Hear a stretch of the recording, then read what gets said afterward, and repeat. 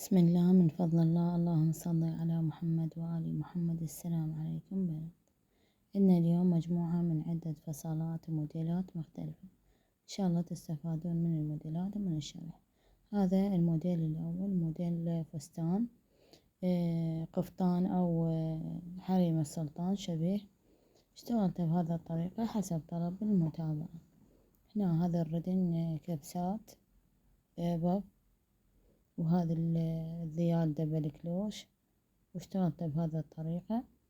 هنا عندنا هذه النزلات بمنطقة التنورة، يعني فوق التنورة قصة بعد ثانية. هنا هذا الموديل الثاني نفس الطريقة، نفس الشغل، نفس الخطوات، ما عدا اختلاف بسيط. هنا عندنا ضفت لاستيك بالردن، ضفت له هذه الفصوص، وبمنطقة الصدر هم اشتغلت بهذه الطريقة.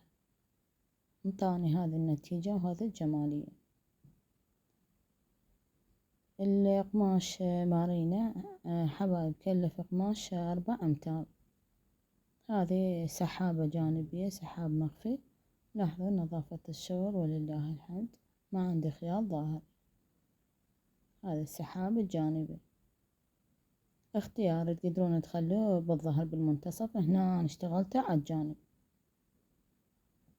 هذه الحبايب، هذه التنورة دبل كلوش، وضفت له بعد قصة. هذه بس جهة الأمام، نفس القياس العرض مال التنورة مال جهة الأمام، بس هذا مفصول من النص. يعني هذا موديل حريم السلطان. الذيال أوفر، هنا الذيال عندي جهة الأمام طبقتين والخلف طبقة واحدة. لاحظوا عرض الذيال حبايب دبل كلوش. القياس هذا قياس اكس لارج، وهمين يصير تشتغلوا اكسين لارج و3 اكس. القماش 4 مترات. بالنسبة للمبتدئين ما يكفيكم 4 مترات، 4.5 أو 5. هذا الموديل. لاحظوا حبايب بعد ما فرشته على هذا حتى تبين هذه القصة الكلوشة من الذيال، يعني يطلع تقريبا الذيال يعني دائرة كاملة حبايب. كلف تقريبا يعني بس التنورة 2.25 متر، بس التنورة من دون هذه القصة بعد الخارجية جهة الأمام، الطبقة هذه الخارجية. قماش يكلف حبايب هذا الموديل. تقدرون تلغوها هذه القصة الأمامية، يكلفكم 3 أمتار. هذه ضفت هذه الفصوص. هذه القصة قصة التفاحة بمنطقة الصدر، وهذا الخصر هنا عاد اشتغلته بهذه الطريقة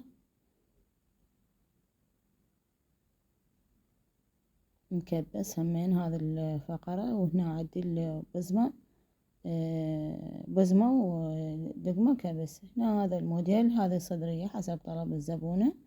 القماش 2 متر. لاحظوا نظافة الشغل والخياط. قصة البرنسيسة، هنا ضفت هذه الدقم. وهذا لاحظوا حبايب كله خياط مخفي وملقوط دفن، يعني مو كفة عادية. هذه منطقة الأبط. عندنا هذا الموديل، موديل قديفة إماراتي. القطعة 2.5 متر. القياس يلبس من اكس لارج حد 3 اكس لارج. هنا نردين باب النفخ وبزمة اشتغلت بهذه الطريقة. هذا عندنا كبسة بالمنتصف. من الحابة تتعلم موجود نزل طريقة هذا الموديل الفصال. اشتغلت بهذه الطريقة. هذا شغل الصدر.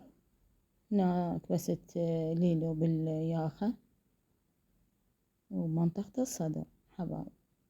هذا السوتات شغل من ضفت بالصدر وبالبزمة. انطاني هذه النتيجة وهذا الجمالي.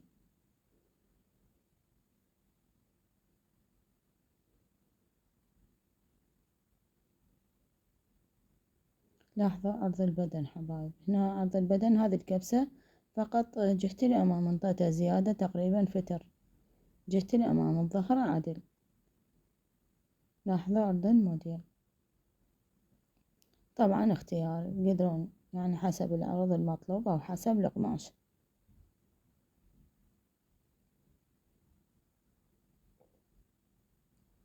تقدرون تشتغلون حزام. بالنسبة اللي حابين حزام يشدوا للخلف اختيار.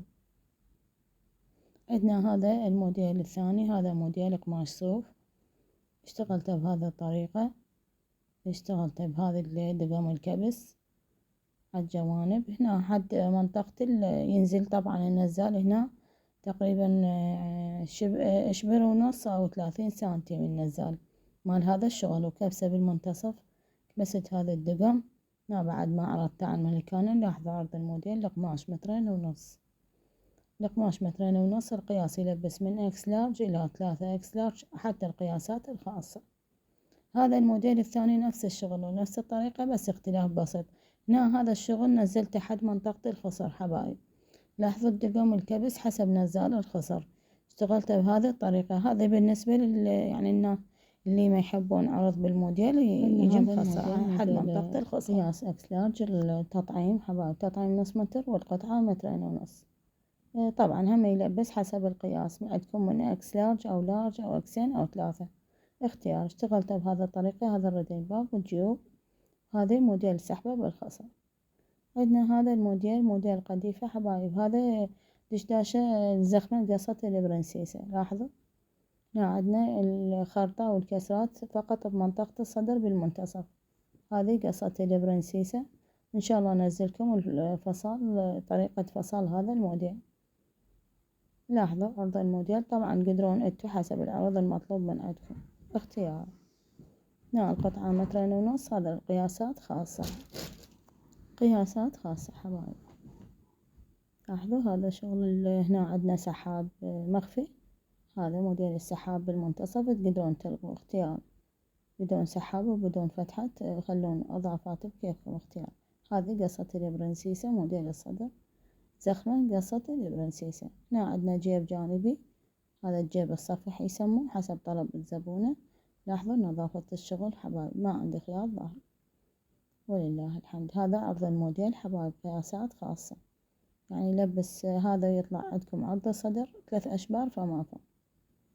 هذا الظهر حبايب، هذا الخلف عندنا عدل بدون قصة، وهذا زنجاف دائر مدار حافة الرقبة. القديفة لأن شوية يصير القماش ثخين فاشتغلت زنجاف شوي أرتب بالنسبة لحفرة الرقبة. هنا بعد ما اشتغلت هذا الحزام حبايب تقدرون تشتغلون الموديل موديل شبابي همين يصير. تضيفون حزام، تردون حزام أبو القيطان هذا البرم، أو تضيفون قوبشة اختيار. يصير الموديل شبابي ويصير كبار. هذا الدانتيل وهذا كبست له هذا الليلو دار مدار الحفرة. تقدرون طبعا نرد نعادله حسب طلب الزبونة. عندنا هذا الموديل، هذا الموديل قماش كنتاكي مقلم، القطعة 2.5 متر. هذا القياس الحقيقي حبايب، الملكانة عندي ناعمة.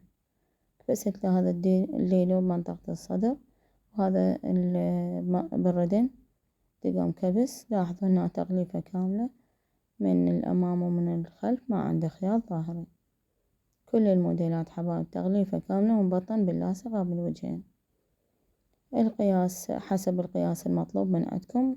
هنا القياس عندي اكس لارج حبايب، خسرته على الملكانة لأن الملكانة عندي ناعمة.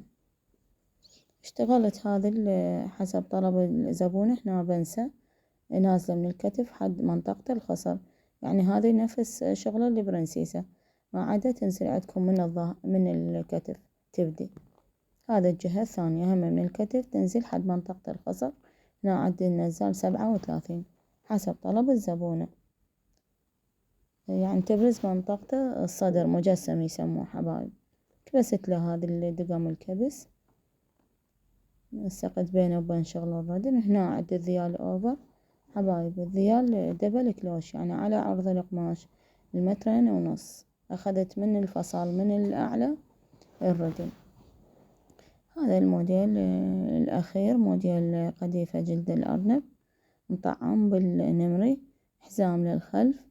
هذا اللي ردن همين نفس الطريقة، منسق بين الصدر وشغل الردن. القماش كلف 2 متر. هذا السادة حبايب يعني يتفصل بالطول، الحاشية على طولها، وهذا التطعيم 0.5 متر، وفقتها من حسب القياسات. لهنا ينتهي الفيديو. لا تنسونا باللايك تعليقاتكم الحلوة. حتى تعم الفائدة الأكبر. عدد ممكن ومن الله التوفيق للجميع، مع السلامة، بأمان الله، حفظه.